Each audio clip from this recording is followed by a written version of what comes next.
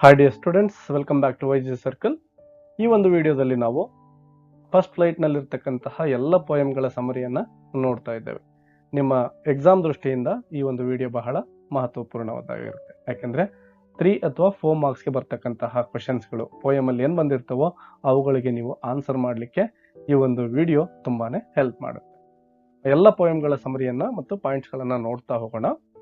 ಮೊದಲನೇದಾಗಿ dust of snow ಈ ಒಂದು ಪೋಯಂನ ಸಮರಿಯನ್ನ ಅಥವಾ ಇಂಪಾರ್ಟೆಂಟ್ ಪಾಯಿಂಟ್ಸ್ ಗಳನ್ನ ನೋಡ್ತಾ ಹೋಗೋಣ. ಫಸ್ಟ್ ಪಾಯಿಂಟ್ ನೋಡಿ, this poem is written by Robert Frost. ನಿಮ್ಗೆ ಗೊತ್ತಿರೋ ಹಾಗೆ ಈ ಪೋಯಮ್ ಅನ್ನ ಬರೆದಿರ್ತಕ್ಕಂಥವ್ರು Robert Frost. The message of this poem is small incidents in our life can change our mood. ನಮ್ಮ ಜೀವನದಲ್ಲಿ ನಡೀತಕ್ಕಂತಹ ಸಣ್ಣ ಸಣ್ಣ ಘಟನೆಗಳು ಏನ್ ಮಾಡ್ತವೆ, ನಮ್ಮ ಮೂಡ್ ಅನ್ನ ಅಂದ್ರೆ ಬೇಜಾರಿದ್ರೆ ಖುಷಿಯನ್ನ ತರ್ತಕ್ಕಂತಹ ಘಟನೆಗಳಾಗಿರ್ತವೆ. Next point, simple act can made big impact. Yes, ಯಾವುದೇ ಒಂದು ಆಕ್ಟ್ ಅನ್ನ ನಾವು ವೇಸ್ಟ್ ಅಂತ ಅನ್ಕೊಳ್ಳೋ ಹಾಗಿಲ್ಲ, ಸಿಂಪಲ್ ಅಂತ ಅನ್ಕೊಳ್ಳೋ ಹಾಗಿಲ್ಲ. ಯಾಕಂದ್ರೆ ಒಂದು ವೇಳೆ ಅವುಗಳೇ ಒಂದು ದೊಡ್ಡ ಇಂಪ್ಯಾಕ್ಟ್ ಅನ್ನ, ಬಿಗ್ ಇಂಪ್ಯಾಕ್ಟ್ ಅನ್ನ ಮಾಡ್ತಕ್ಕಂತಹ ಅವಕಾಶನೂ ಕೂಡ ಬರಬಹುದು.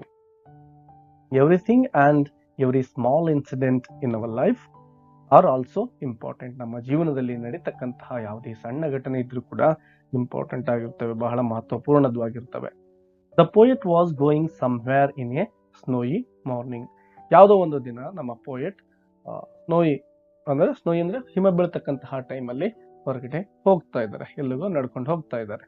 He was upset that day. ಆ ಒಂದು ದಿನದಲ್ಲಿ ಅವರು ತುಂಬಾ ಬೇಜಾರಲ್ಲಿ ಇರ್ತಾರೆ. All the trees var covered with snow. ಎಲ್ಲ ಟ್ರೀಗಳು ಕೂಡ, ಯಾಕಂದ್ರೆ ಸ್ನೋಯಿ ಡೇ ಅಂತ ಹೇಳಿದ್ವಲ್ವಾ, ಹಾಗಾಗಿ ಆ ಎಲ್ಲ ಟ್ರೀಗಳು, ರಸ್ತೆಯ ಪಕ್ಕದಲ್ಲಿರ್ತಕ್ಕಂತಹ ಟ್ರೀಗಳು ಹಿಮದಿಂದ ಕೂಡಿರ್ತವೆ. A crow sat on the hemlock tree and shook the tree. Yes, ಹಾಗೆ ಹೋಗ್ತಕ್ಕಂತಹ ಸಂದರ್ಭದಲ್ಲಿ ಆ ಹಿಮ ತುಂಬಿರ್ತಕ್ಕಂತಹ ಮರದ ಮೇಲೆ ಒಂದು ಕ್ರೌ ಅಂದ್ರೆ ಕಾಗೆ ಬಂದು ಕೂತ್ಕೊಳ್ಳುತ್ತೆ, ಮತ್ತೆ ಹಿಮ ಸ್ವಲ್ಪ ನಮ್ಮ ಪೋಯೆಟ್ ಮೇಲೆ ಬೀಳುತ್ತೆ. Some dust of snow fell on the poet. This change his mood. Yes, ಹಾಗೆ ಹಿಮ ಬಿದ್ದಂತಹ ಮರುಕ್ಷಣವೇ ನಮ್ಮ ಪೋಯೆಟ್ ನ ಮೂಡು ಚೇಂಜ್ ಆಗ್ತಾ ಇದೆ. ಅಂದ್ರೆ ಮೊದಲಿಗೆ ಏನ್ ಬೇಜಾರಲ್ಲಿದ್ರು, ಈಗ ಅವರು ತುಂಬಾ ಖುಷಿ ಆಗ್ತಾ ಇದ್ದಾರೆ. He became happy and relaxed. Yes, ಅವರ ಮೇಲಿದ್ದಂತಹ ಅಂದ್ರೆ ಇಲ್ಲಿವರೆಗೂ ತಲೆಯಲ್ಲಿ ಏನೋ ಒಂದು ಬೇಜಾರಿನ ಸಂಗತಿ ಇತ್ತು, ಅದೆಲ್ಲವೂ ಹೋಗ್ಬಿಟ್ಟು ಸ್ವಲ್ಪ ರಿಲ್ಯಾಕ್ಸ್ ಆಗ್ತಾರೆ, ಖುಷಿ ಆಗ್ತಾರೆ. He decided to use the remaining time. Yes, ಇಲ್ಲಿವರೆಗೂ ಕೂಡ ಬೇಜಾರಲ್ಲಿ ಆ ಟೈಮನ್ನ, ಆ ದಿನವನ್ನ ಕಳೆದಿದ್ರಲ್ವಾ, ಮಿಕ್ಕಿರ್ತಕ್ಕಂತಹ ಉಳಿದ ಸಮಯವನ್ನಾದ್ರೂ ನಾನು ಸರಿಯಾಗಿ ಬಳಸ್ಕೊಳ್ಳೋಣ, ಯೂಸ್ ಮಾಡ್ಕೊಳ್ಳೋಣ ಅಂತೇಳಿ ಅವರು ಡಿಸೈಡ್ ಮಾಡ್ತಾರೆ. So simple act can made big impact. ಹೀಗಾಗಿನೇ ಪೋಯೆಟ್ ಹೇಳ್ತಾ ಇರೋದು, ಒಂದು ಸಣ್ಣ ಆಕ್ಟ್ ಇದ್ರೂ ಕೂಡ ಅದು ಬಿಗ್ ಇಂಪ್ಯಾಕ್ಟ್ ಅನ್ನ ಮಾಡಬಲ್ಲದಾಗಿರುತ್ತೆ. Generally people thought crow and hemlock trees are bad.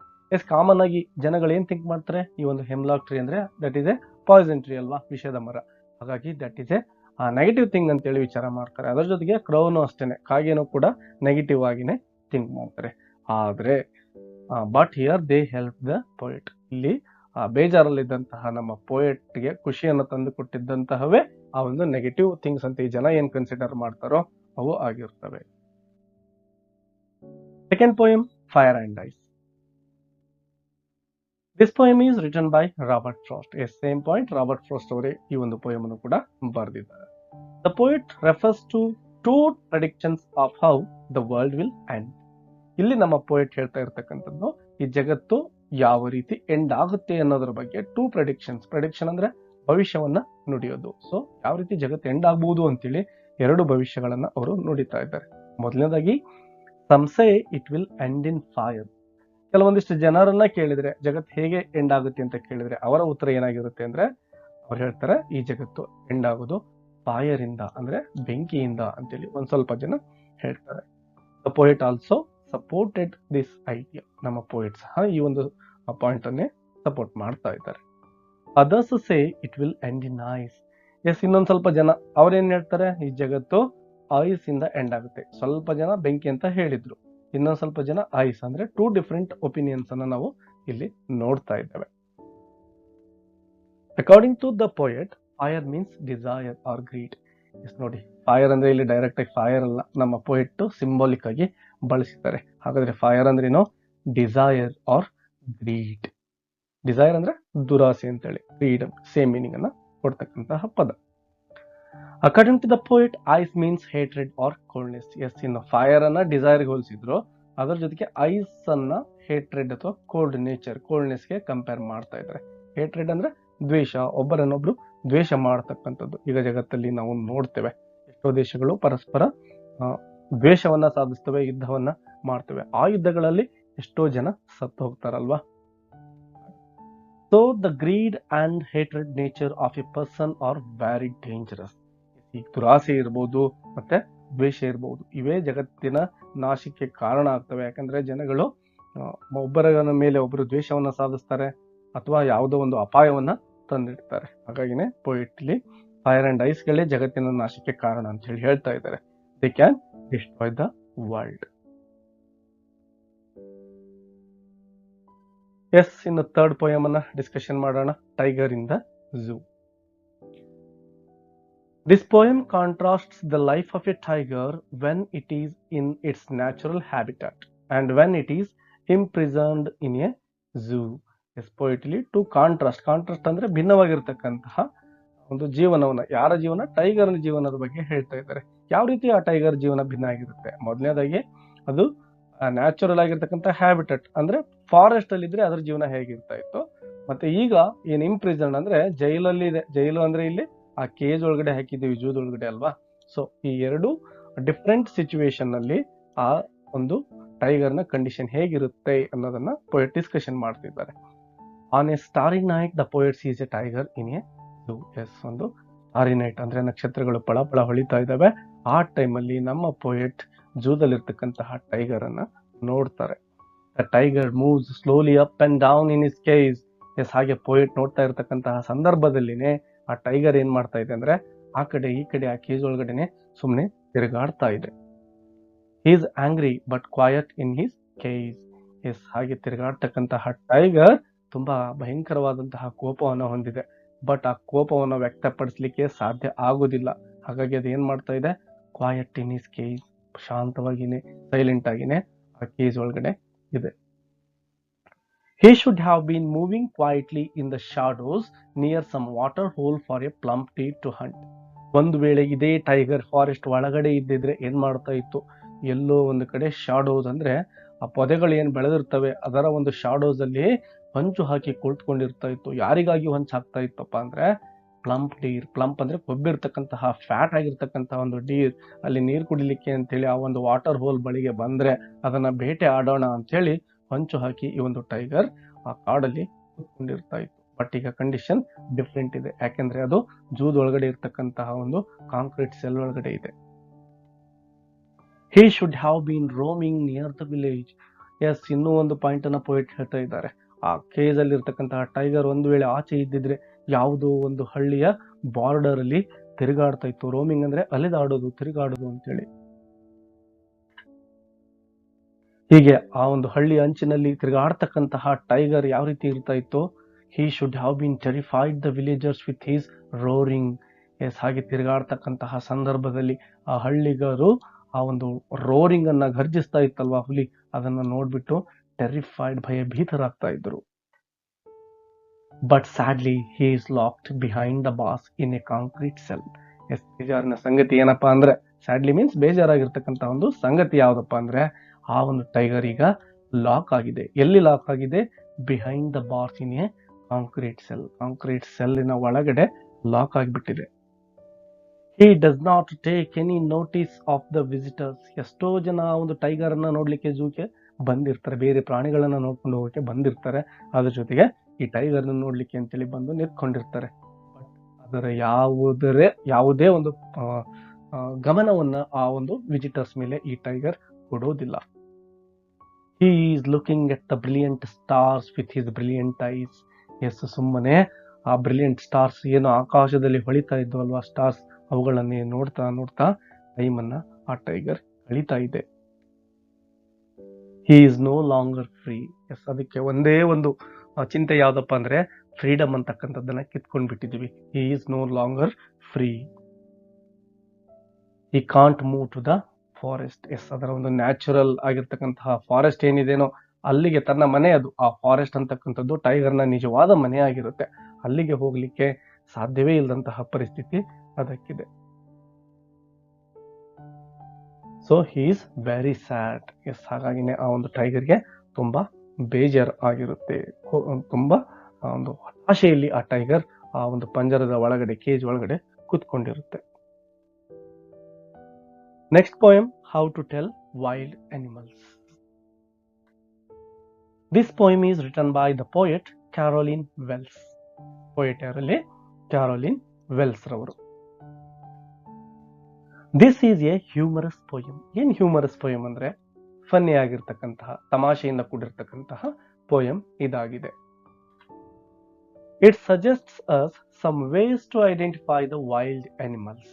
Yes, ಯಾವ ರೀತಿ ನಾವು ವೈಲ್ಡ್ ಅನಿಮಲ್ಸ್ ಅನ್ನ, ಅಂದ್ರೆ ಕಾಡಲ್ಲಿ ವಾಸವಾಗ್ತಕ್ಕಂತಹ ಪ್ರಾಣಿಗಳನ್ನ ಐಡೆಂಟಿಫೈ ಮಾಡೋದು ಅಂತಕ್ಕಂಥದ್ದನ್ನ ಈ ಪೋಯಮ್ ಅಲ್ಲಿ ಪೋಯೆಟ್ ನಮಗೆ ಹೇಳ್ತಿದ್ದಾರೆ. The poet tries to distinguish one animal from other in a humorous way. Yes, ಯಾವ ರೀತಿ ಆ ಪ್ರಾಣಿಗಳನ್ನ ಇವರು ಡಿವೈಡ್ ಮಾಡ್ತಾ ಇದ್ದಾರೆ ಅಂತಕ್ಕಂಥದ್ದೇ ತುಂಬಾ ತಮಾಷೆಯಾಗಿ ಇಲ್ಲಿ ನಮ್ಗೆ ಕಾಣಿಸುತ್ತೆ. ಒಂದು ಪ್ರಾಣಿಯಿಂದ ಮತ್ತೊಂದು ಪ್ರಾಣಿ ಯಾವ ರೀತಿ ಭಿನ್ನ ಅಂತಕ್ಕಂಥದ್ದನ್ನ ತಮಾಷೆಯಿಂದ ಪೋಯೆಟ್ ಇಲ್ಲಿ ಹೇಳ್ತಿದ್ದಾರೆ.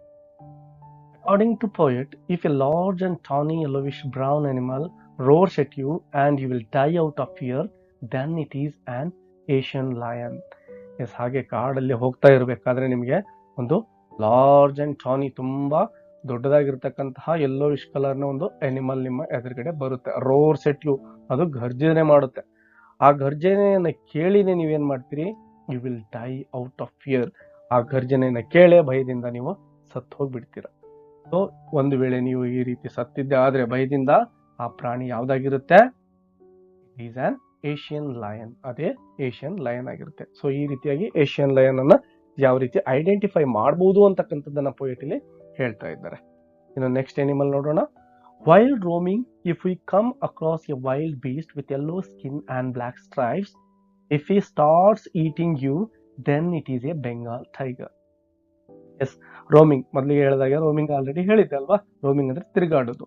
ನೀವು ಒಂದ್ ವೇಳೆ ಫಾರೆಸ್ಟ್ ಒಳಗಡೆ ತಿರುಗಾಡ್ತಾ ಇದ್ರೆ ಆ ಸಮಯದಲ್ಲಿ ಒಂದು ವೈಲ್ಡ್ ಬೀಸ್ಟ್ ಬರುತ್ತೆ.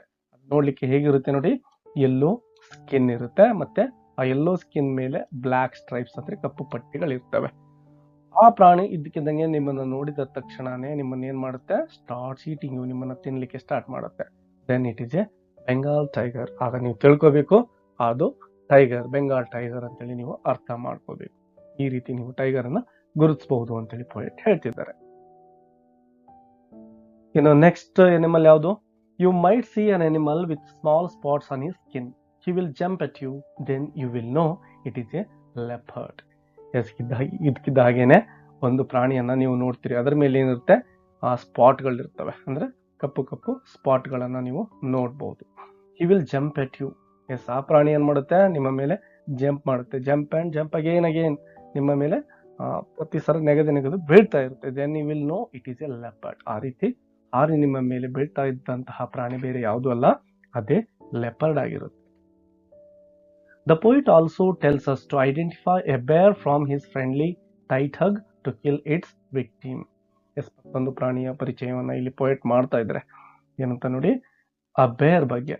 ಬೇರ್ ಮೀನ್ಸ್ ಕರಡಿ. ಕರಡಿ ಯಾವ ರೀತಿ ಅಂದ್ರೆ from his friendly tight hug, ಅದು ತುಂಬಾ ಫ್ರೆಂಡ್ಲಿ ಆಗಿ ಟೈಟ್ ಹಗ್ ಅನ್ನ ಮಾಡುತ್ತೆ. ಎಲ್ಲಿವರೆಗೂ ಹಗ್ ಮಾಡುತ್ತೆ ಅಂದ್ರೆ ಕಿಲ್ ಇಟ್ಸ್ ವಿಕ್ಟಿಮ್. ಆ ಹಗ್ ಮಾಡ್ಬಿಟ್ಟೆ ಅದರ ಒಂದು ವಿಕ್ಟಿಮ್ ಏನಿರುತ್ತೋ ಅದನ್ನ ಬಂದ್ಬಿಡುತ್ತೆ. ಅಂತಹ ಪ್ರಾಣಿ ಅದರಾದ್ರೆ ಅದೇ ಯಾವ್ದಾಗಿರುತ್ತೆ? ಬೇರ್ ಆಗಿರುತ್ತೆ. We can identify a hyena from its laugh when it is hunting. Yes, we can identify a hyena. ಹೈನಾವನ್ನ ಯಾವ ರೀತಿ ಐಡೆಂಟಿಫೈ ಮಾಡಬಹುದು?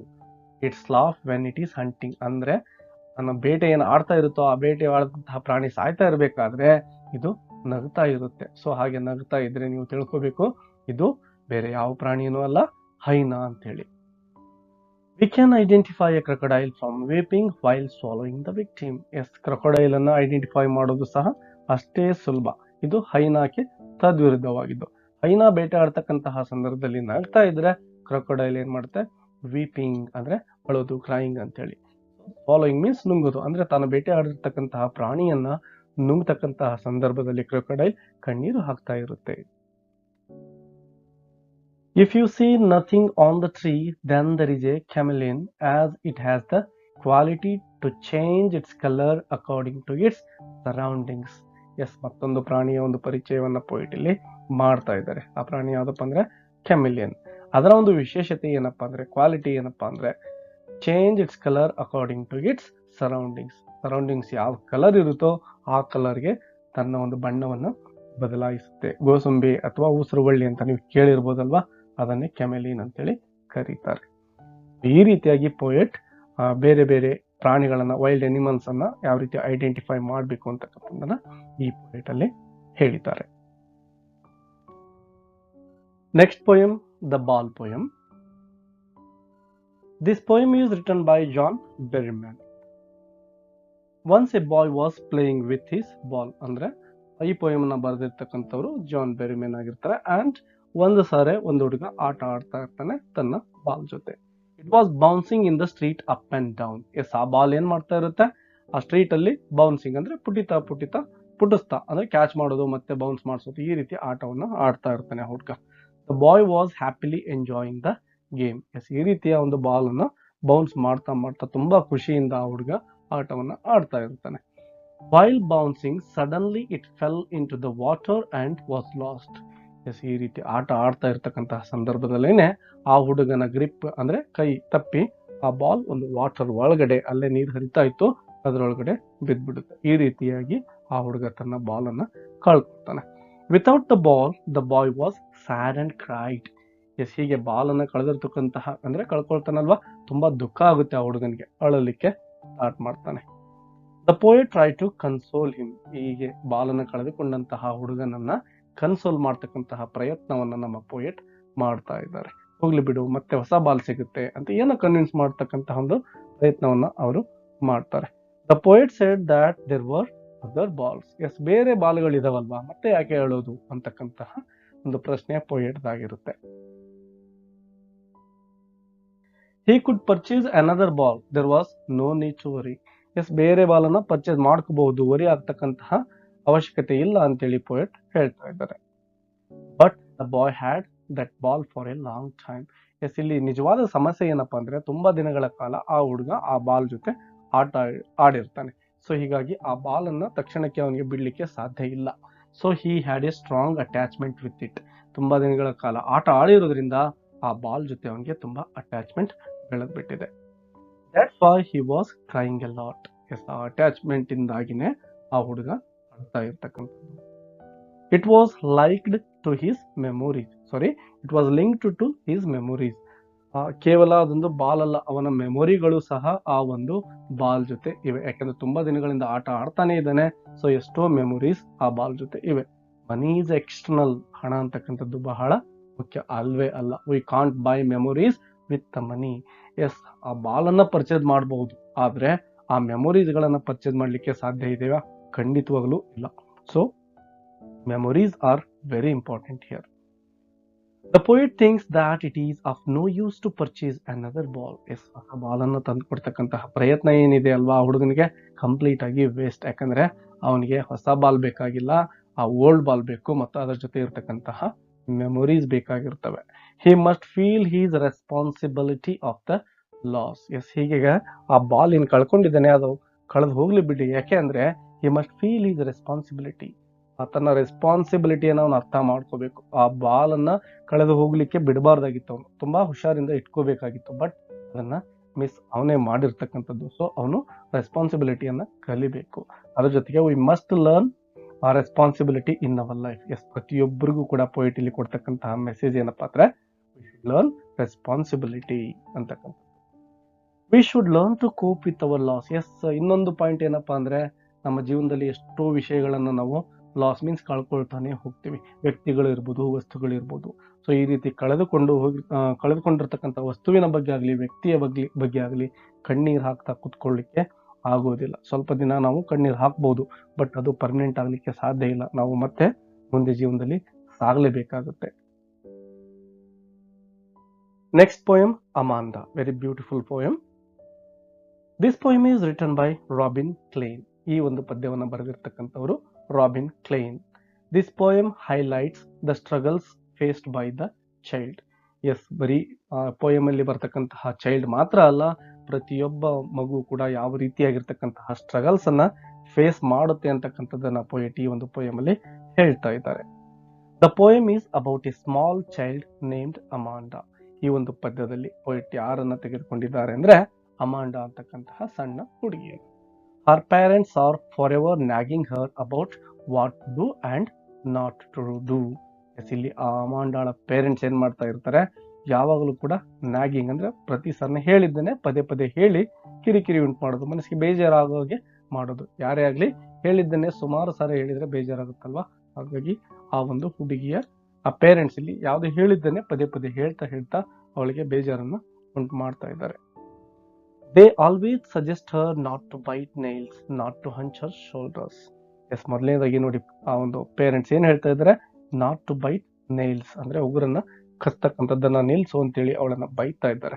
Not to hunch her shoulders, ಆದ್ರೆ ಆ ಶೋಲ್ಡರ್ಸ್ ಗಳನ್ನ ಮುಗಿದುಕೊಂಡು ಕೂತ್ಕೊಳ್ತಾ ಇರ್ತಾಳಲ್ವಾ, ಸೊ ಹಾಗೆ ಕೂತ್ಕೋಬೇಡ ಅಂತೇಳಿ ಸಜೆಸ್ಟ್ ಮಾಡ್ತಾನೆ ಇರ್ತಾರೆ. They also suggest her to sit straight. Yes, ಹಾಗೆ ಶೋಲ್ಡರ್ಸ್ ಅನ್ನ ಹಂಚ್ ಮಾಡಿ ಕೂತ್ಕೋಬೇಡ, ಸ್ಟ್ರೈಟ್ ಆಗಿ ಕೂತ್ಕೋ ಅಂತೇಳಿ ಹೇಳ್ತಾ ಇದ್ದಾರೆ. They suggest her to do homework, to clean the room and shoes. Yes, ಯಾವಾಗ್ಲೂ ಕೂಡ ಹೋಮ್ವರ್ಕ್ ಅನ್ನ ಮಾಡ್ಲಿಕ್ಕೆ ಸಜೆಸ್ಟ್ ಮಾಡ್ತಾ ಇದ್ದಾರೆ, ರೂಮ್ ಅನ್ನ ಕ್ಲೀನ್ ಇಟ್ಕೊಳ್ಳಿಕ್ಕೆ ಮತ್ತೆ ಶೂಸ್ ಗಳನ್ನು ಸಹ ಕ್ಲೀನ್ ಆಗಿ ಇಟ್ಕೋ ಅಂತೇಳಿ ಪದೇ ಪದೇ ಪೇರೆಂಟ್ಸ್ ಅವ್ರಿಗೆ ಹೇಳ್ತಾನೆ ಇರ್ತಾರೆ. They ordered her not to eat chocolates. ಮತ್ತೊಂದು ಸಜೆಷನ್ ಏನಪ್ಪಾ ಅಂದ್ರೆ ಚಾಕ್ಲೇಟ್ಸ್ ಗಳನ್ನ ತಿನ್ಬೇಡ, ಯಾಕಂದ್ರೆ ಅದು ಒಳ್ಳೆ ಹ್ಯಾಬಿಟ್ ಅಲ್ಲ ಅಂತಕ್ಕಂತಹ ಸಜೆಷನ್ ಅನ್ನು ಸಹ ಅವರು ಆವಾಗ ಕೊಡ್ತಾ ಇದ್ದಾರೆ. ಅದು ಸಜೆಷನ್ ಅಲ್ಲ, ಆರ್ಡರ್ ಆಗಿರುತ್ತೆ. They ask for her attention when she is being scolded. ಯಾವಾಗ ಪೇರೆಂಟ್ಸ್ ಅವಳನ್ನ ಬೈತಾ ಇರ್ತಾರೋ ಆ ಸಂದರ್ಭದಲ್ಲಿ ಅಮಾಂಡ ಸುಮ್ನೆ ಎಲ್ಲೋ ಒಂದು ಕಡೆ ನೋಡ್ತಾ ಕೂತ್ಕೊಂಡಿರ್ತಾರೆ. ಆವಾಗಲೂ ಸಹ ಪೇರೆಂಟ್ಸ್ ಈ ಕಡೆ ಕೇಳಿಸ್ಕೊ, ನಿನ್ನ ಅಟೆನ್ಷನ್ ಈ ಕಡೆ ಇರ್ಲಿ ಅಂತ ಹೇಳಿ ಅವಳನ್ನ ಬೈತಾ ಇರ್ತಾರೆ.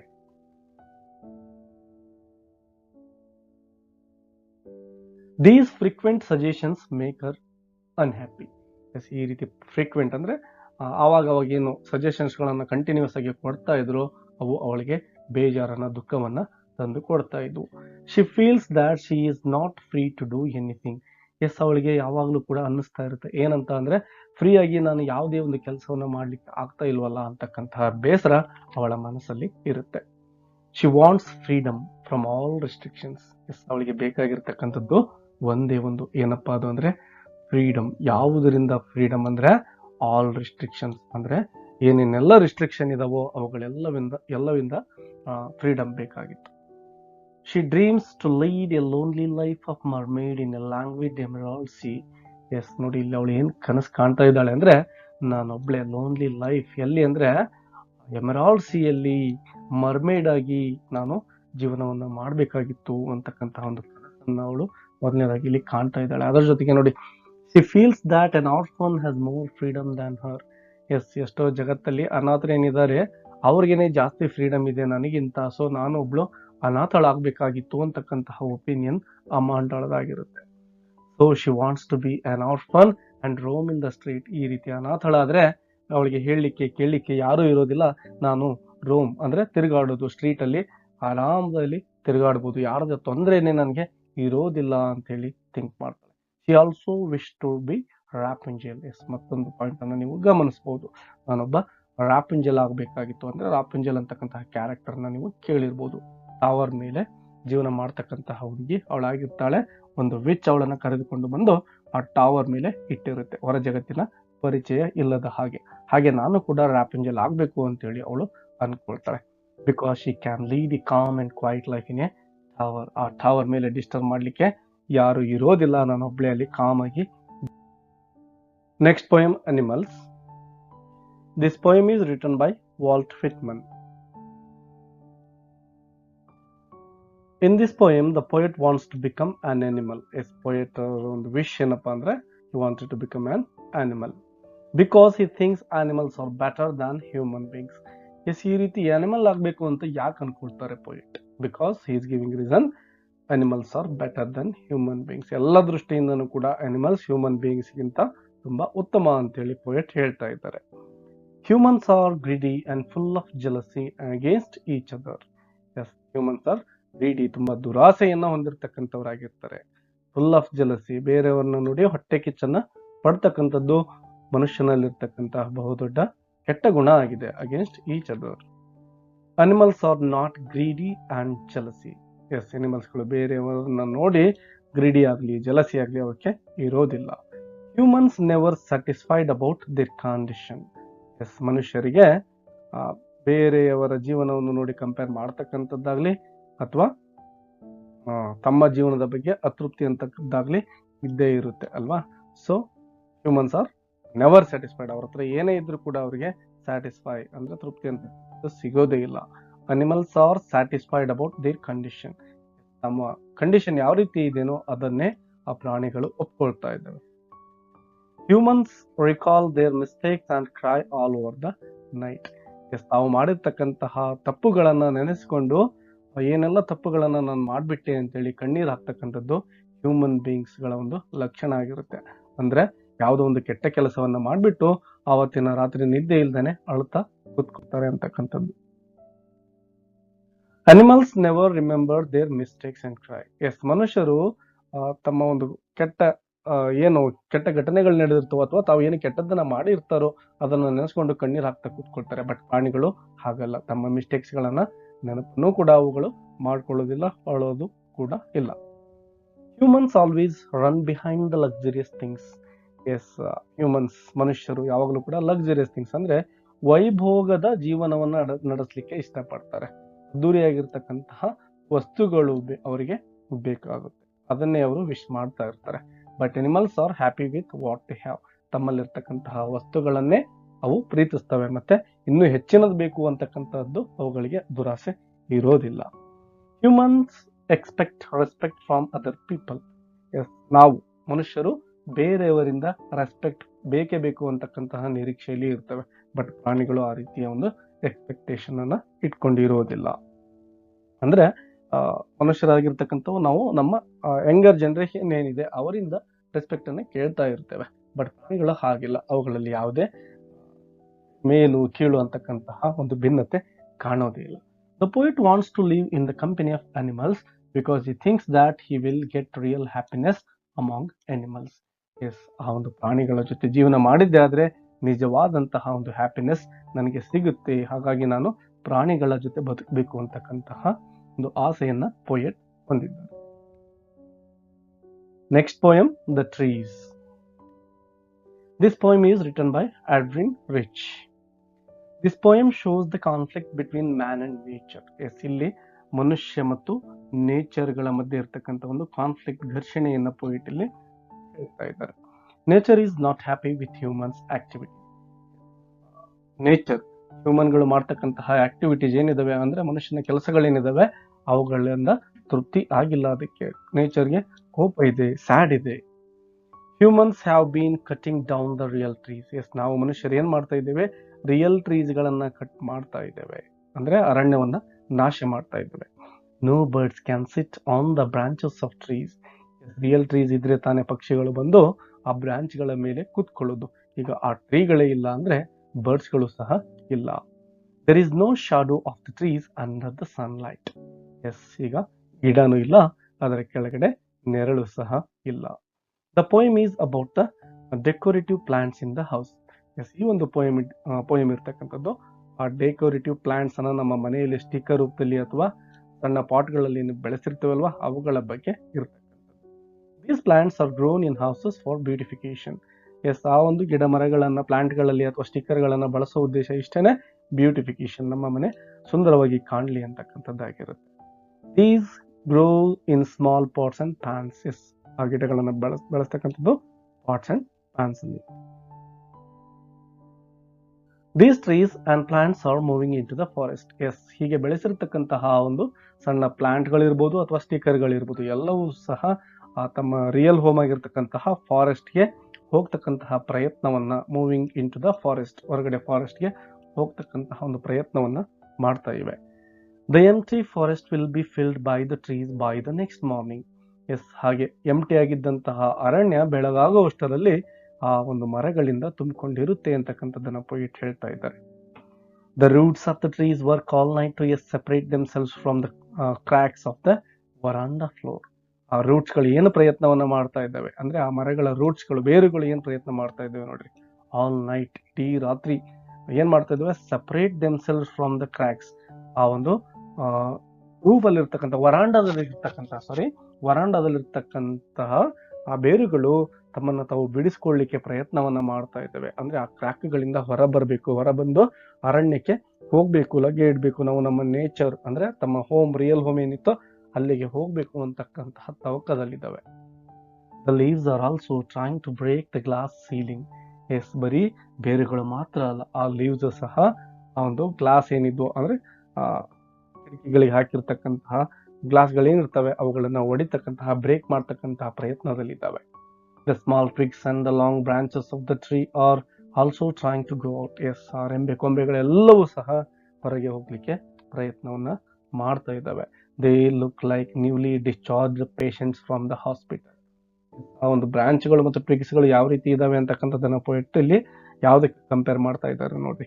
ನ್ಯೂಲಿ ಡಿಸ್ಚಾರ್ಜ್ ಪೇಷಂಟ್ಸ್ ಅಂದ್ರೆ ಎಷ್ಟೋ ದಿನಗಳ ಕಾಲ ಹಾಸ್ಪಿಟಲ್ ಇದ್ದಂತಹ ಒಬ್ಬ ಪೇಷಂಟ್ ಇದಕ್ಕಿದ್ದಂಗೆ ಡಿಸ್ಚಾರ್ಜ್ ಮಾಡಿ ಹೊರಗಡೆ ಕರ್ಕೊಂಡು ಬಂದ್ರೆ ಅವನು ಸರಿಯಾಗಿ ನಡೆಯೋದಿಲ್ಲ ಅಲ್ವಾ. ಆ ರೀತಿ ಅವು ಕೂಡ ಆ ಕಡೆ ಈ ಕಡೆ ಓಲಾಡ್ತಾ ಇವೆ, ಅಂದ್ರೆ ಹೊರಗಡೆ ಹೋಗ್ತಕ್ಕಂತ ಪ್ರಯತ್ನವನ್ನ ಮಾಡ್ತಾ ಇದ್ದಾವೆ.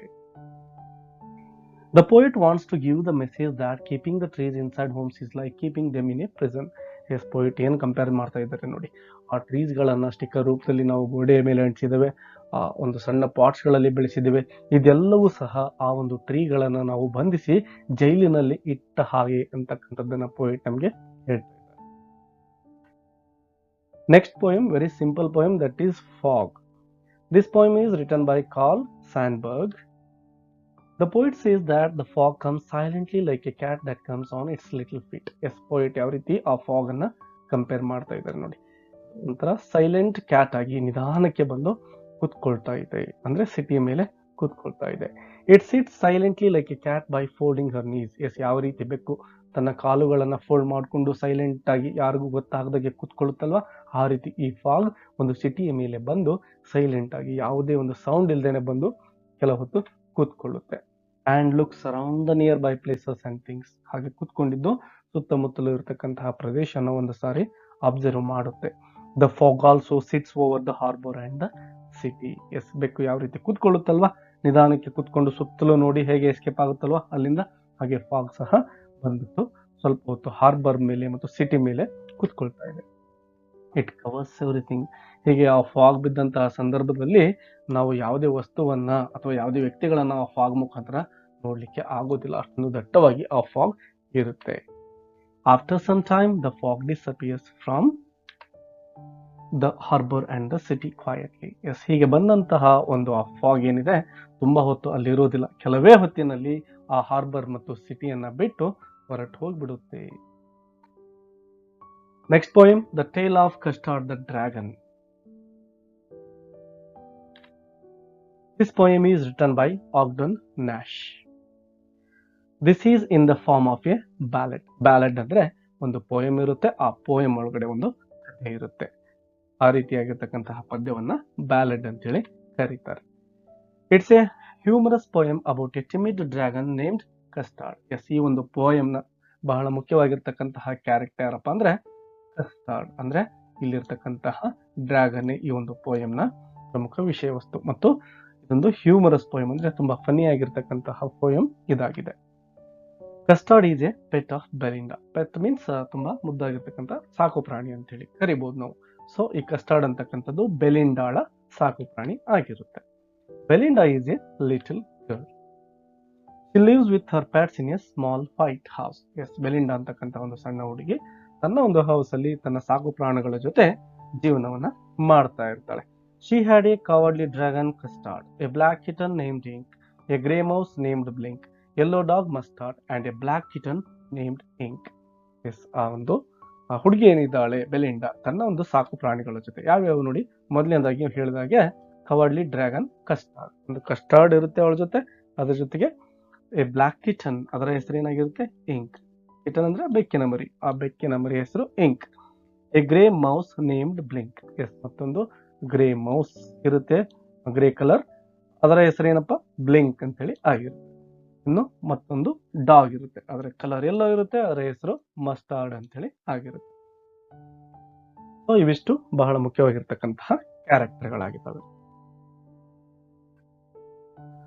According to the poet they are all very brave except the dragon. Yes, ಹಾಗೆ ಆ ಪ್ರಾಣಿಗಳೇನಿದ್ವಲ್ವಾ ಅವೆಲ್ಲವೂ ಕೂಡ ತುಂಬಾ ಬ್ರೇವ್ ಆಗಿರ್ತಕ್ಕಂಥವು, ಅಂದ್ರೆ ತುಂಬಾ ಧೈರ್ಯಶಾಲಿಗಳು ಆಗಿರ್ತವೆ.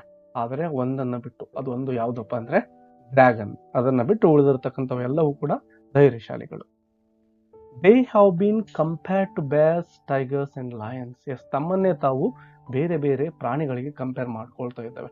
ಎಂತಹ ಪ್ರಾಣಿಗಳು ಅಂದ್ರೆ ಬೇರ್ಸ್, ಟೈಗರ್ಸ್ ಅಂಡ್ ಲಯನ್ಸ್, ಅಂದ್ರೆ ತುಂಬಾ ಬ್ರೇವ್ ಆಗಿರ್ತಕ್ಕಂತಹ ಪ್ರಾಣಿಗಳನ್ನ ಅವು ತಮಗೆ ತಾವೇ ಕಂಪೇರ್ ಮಾಡ್ಕೊಳ್ತಾ ಇದ್ದಾವೆ. But the dragon is extremely fearful. Yes, ನಾವು ಅಷ್ಟೊಂದು ಶೂರರು, ಇಷ್ಟೊಂದು ಶೂರರು ಅಂತ ಬೇರೆ ಪ್ರಾಣಿಗಳು ಜಂಬ ಕೊಚ್ಕೋಬೇಕಾದ್ರೆ ಡ್ರ್ಯಾಗನ್ ಮಾತ್ರ ತುಂಬಾ ಭಯದಿಂದ ಸುಮ್ಮನೆ ಇರುತ್ತೆ, ಟಿಮಿಡ್ ಆಗಿರುತ್ತೆ. He is continuously looking for a secure place. Yes, ಯಾವಾಗಲೂ ಕೂಡ ಒಂದು ಸೆಕ್ಯೂರ್ ಆಗಿರ್ತಕ್ಕಂತಹ ಪ್ಲೇಸ್ ಅನ್ನ ಈ ಡ್ರ್ಯಾಗನ್ ಸರ್ಚ್ ಮಾಡ್ತಾ ಇರುತ್ತೆ. All other characters mock him. Yes, ಬೇರೆ ಎಲ್ಲ ಒಂದು ಕ್ಯಾರೆಕ್ಟರ್ಸ್ಗಳು ಅಂದ್ರೆ ಬೇರೆ ಪ್ರಾಣಿಗಳೇನಿದಾವೆ ಅವೆಲ್ಲವೂ ಕೂಡ ಇದನ್ನ ಟೀಸ್ ಮಾಡ್ತಾ ಇದ್ದಾವೆ, ಅಂದ್ರೆ ನೀನು ಹೇಳಿ ಅಂತೇಳಿ ಅದಕ್ಕೆ ಅಣಕಿಸ್ತಾ ಇದ್ದಾವೆ. One night A pirate enters the house. ಒಂದು ದಿನ ರಾತ್ರಿ ಏನಾಗುತ್ತೆ ಅಂದ್ರೆ ಒಬ್ಬ ಪೈರೇಟ್ ಅಂದ್ರೆ ಹಡಗುಗಳ್ಳರು ಅಂತೇಳಿ, ಒಬ್ಬ ಹಡಗುಗಳ್ಳ ಇವರ ಮನೆಯ ಮೇಲೆ ಅಟ್ಯಾಕ್ ಮಾಡ್ತಾನೆ. ಹಾಗೆ ಅಟ್ಯಾಕ್ ಮಾಡಿದಂತಹ ಸಂದರ್ಭದಲ್ಲಿ he holds guns in his hands. ಎರಡೂ ಕೈಗಳಲ್ಲಿ ಗನ್ಸ್ಗಳು ಇರ್ತವೆ. They are all terrified and begin to hide in various places. ಹಾಗೆ ಗನ್ನುಗಳನ್ನು ನೋಡಿದಂತಹ ಈ ಎಲ್ಲ ಪ್ರಾಣಿಗಳೇನಿದಾವೆ, ಇಂಕ್, ಬ್ಲಿಂಕ್ ಮತ್ತು ಮಸ್ಟರ್ಡ್ ಎಲ್ಲವೂ ಕೂಡ ಬೆಲಿಂಡಾನು ಸಹ ಒಳಗೊಂಡು ಎಲ್ಲರೂ ತುಂಬಾ ಭಯಭೀತರಾಗ್ತಾರೆ. ಎಲ್ಲೆಲ್ಲೋ ಮೂಲೆಯಲ್ಲಿ ಹೋಗಿ ಅವಿತು ಕೂತ್ಕೊಳ್ತಾರೆ. The dragon kills him and also swallows him up. Yes, ಎಲ್ಲರೂ ಕೂಡ ಹೋಗಿ ಮೂಲೆಯನ್ನ ಸೇರ್ಕೊಂಡ್ರು ಕೂಡ ಈ ಡ್ರ್ಯಾಗನ್ ಮಾತ್ರ ಓಡಿ ಹೋಗೋದಿಲ್ಲ.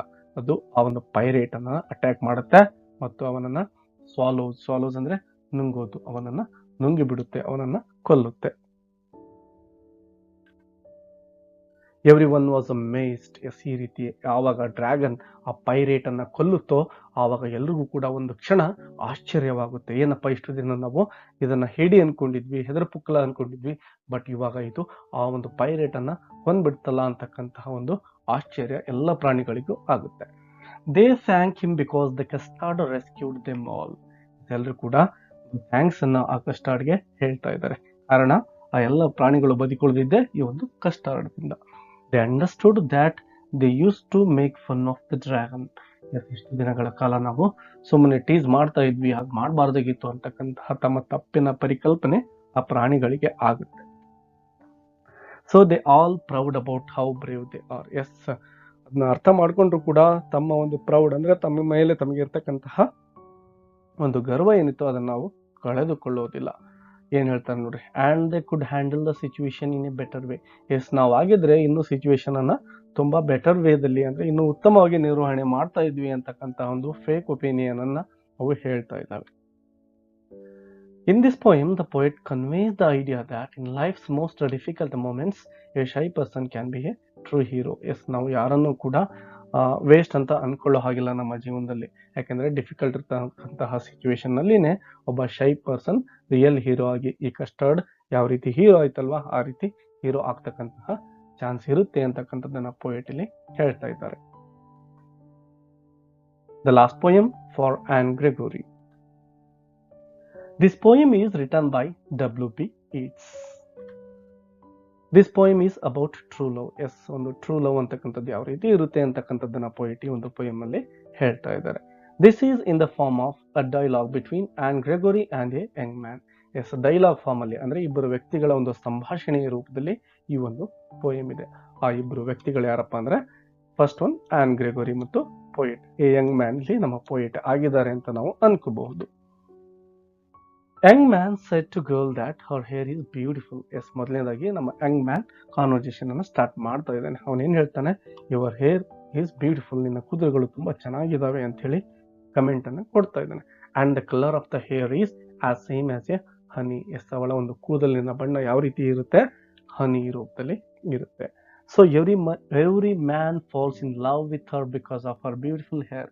ಎಸ್, ನಿನ್ನ ಕೂದಲುಗಳನ್ನು ನೋಡ್ತಕ್ಕಂತಹ ಯಾವುದೇ ವ್ಯಕ್ತಿ ಇದ್ರೂ ಸಹ ಸುಲಭವಾಗಿ ನಿನ್ನ ಒಂದು ಪ್ರೀತಿಯ ಬಲೆಯಲ್ಲಿ ಬೀಳ್ತಾನೆ, ಯಾಕಂದ್ರೆ ಅಷ್ಟೊಂದು ಸುಂದರವಾಗಿ ನಿನ್ನ ಕೂದಲುಗಳು ಇದಾವೆ ಅಂತೇಳಿ ಇಲ್ಲಿ ಯಂಗ್ ಮ್ಯಾನ್ ಹೇಳ್ತಾ ಇದ್ದಾನೆ. Those hair are like a wall. They are hiding her inner personality. Yes, ಆ ಒಂದು ಕೂದಲುಗಳು ವಾಲ್ ಅಂದ್ರೆ ಗೋಡೆ ಇದ್ದ ಹಾಗೆ. ಯಾಕೆ ಗೋಡೆ ಅಂತೇಳಿ ವಾಲ್ ಅಂತೇಳಿ ನಮ್ಮ ಪೋಯಟ್ ಕಂಪೇರ್ ಮಾಡ್ತಾ ಇದ್ದಾರೆ ಅಂದ್ರೆ, ಅವಳ ಒಳಗಿನ ಅವಳ ಪರ್ಸನಾಲಿಟಿ ಏನಿತ್ತು, ನಿಜವಾದ ರೂಪ ಏನಿತ್ತು, ಅಂದ್ರೆ ಅವಳ ಗುಣಗಳೇನಿದ್ವು, ಅವಧಿಯ ಎಲ್ಲವನ್ನು ಕೂಡ ಈ ಒಂದು ಬ್ಯೂಟಿಫುಲ್ ಹೇರ್ ಮರೆ ಮಾಸ್ತಾ ಇದೆ. ಅಂದ್ರೆ ಅವಳನ್ನು ನೋಡದಿರ್ತಕ್ಕಂಥವ್ರು ನೋಡ್ತಾ ಇದ್ರಲ್ವಾ ಆ ಜನಗಳು ಕೇವಲ ಕೂದಲನ್ನು ಮಾತ್ರ ನೋಡಿ, ಅಂದ್ರೆ ಬ್ಯೂಟಿಫುಲ್ ಆಗಿದ್ವು, ಆ ಕೂದಲನ್ನು ನೋಡಿ ಅವಳನ್ನ ಲವ್ ಮಾಡ್ತಾ ಇದ್ರೆ ಹೊರತು ಅವಳ ಒಂದು ನಿಜವಾದ ವ್ಯಕ್ತಿತ್ವಕ್ಕಾಗಿ ಅಲ್ಲ. No one can love her for her inner beauty. He replies that she can change the color of her beautiful hair. Yes, ಯಾವಾಗ ಯಂಗ್ ಮ್ಯಾನ್ ಆ ರೀತಿ ಹೇಳ್ತಾನೋ ಆವಾಗ ಆನ್ ಗ್ರಿಗೋರಿ ಏನ್ ಹೇಳ್ತಾಳೆ ನೋಡಿ, ನಾನು ಆವಾಗ ನನ್ನ ಕೂದಲಿನ ಕಲರ್ ಅನ್ನ ಚೇಂಜ್ ಮಾಡ್ತಾ ಹೋಗ್ತೇನೆ, and dye them in black, brown and orange ಕಲರ್ಗೆ ಚೇಂಜ್ ಮಾಡ್ತಾ ಹೋಗ್ತೀನಿ. ಅಂದ್ರೆ ನನ್ನ ಕೂದಲಿನ ಬಣ್ಣ ಚೇಂಜ್ ಆಗ್ತಾ ಇರುತ್ತೆ. ಆವಾಗ ನನ್ನ ನಿಜವಾಗಿ ಯಾರು ಪ್ರೀತಿಸ್ತಾರೋ, ಅಂದ್ರೆ ನನ್ನ ವ್ಯಕ್ತಿತ್ವವನ್ನು ನೋಡಿ ಅಂತವ್ರು ಮಾತ್ರ ಪ್ರೀತಿಯಲ್ಲಿ ಇರ್ತಾರೆ, ಉಳಿದಿರ್ತಕ್ಕಂಥವ್ರು ಯಾರು ನನ್ನ ಪ್ರೀತಿಸೋದಿಲ್ಲ ಅಂತೇಳಿ ಅವಳು ಹೇಳ್ತಾರೆ. So the man who love her truly will see her actual nature and not her yellow hair. The young man says that he had heard an old religious man the previous night. Yes, ನಿನ್ನೆ ರಾತ್ರಿ ನನಗೆ ಒಬ್ಬ religious man ಒಂದು ವಿಷಯವನ್ನ ಹೇಳಿದ್ದಾನೆ, ನಾನು ಕೇಳಿಸ್ಕೊಂಡಿದ್ದೇನೆ. ಆ ವಿಷಯ ಏನಪ್ಪಾ ಅಂದ್ರೆ, he said that only God can love us for what we are. Yes, ನಮ್ಮ ನಿಜವಾದಂತಹ ವ್ಯಕ್ತಿತ್ವವನ್ನ ನೋಡಿ ನಮ್ಮನ್ನ ಪ್ರೀತಿಸ್ತಕ್ಕಂಥವ್ರು ಆ ದೇವರನ್ನ ಬಿಟ್ರೆ ಬೇರೆ ಯಾರು ಇಲ್ಲ, ಮನುಷ್ಯನಿಂದ ಅದು ಸಾಧ್ಯವೂ ಇಲ್ಲ ಅಂತಕ್ಕಂಥದ್ದನ್ನ ಅವನು ಹೇಳ್ತಾನೆ. He can prove this by the fact mentioned in a religious book. ಈ ಒಂದು ಫ್ಯಾಕ್ಟ್ ನಾನು ಏನು ಹೇಳಿದ್ನೋ, ದೇವರು ಮಾತ್ರ ನಿಜವಾದಂತಹ ಪ್ರೀತಿಯನ್ನ ಮಾಡ್ತಾನೆ ಅಂತ, ಅದು ಒಂದು ರಿಲಿಜಿಯಸ್ ಬುಕ್ ಅಲ್ಲಿ ದಾಖಲೆ ಇದೆ, ಪ್ರೂಫ್ ಕೂಡ ಅದಕ್ಕಿದೆ ಅಂತ ಹೇಳಿ ಆನ್ ಗ್ರೆಗೋರಿಗೆ ಹೇಳ್ತಾನೆ.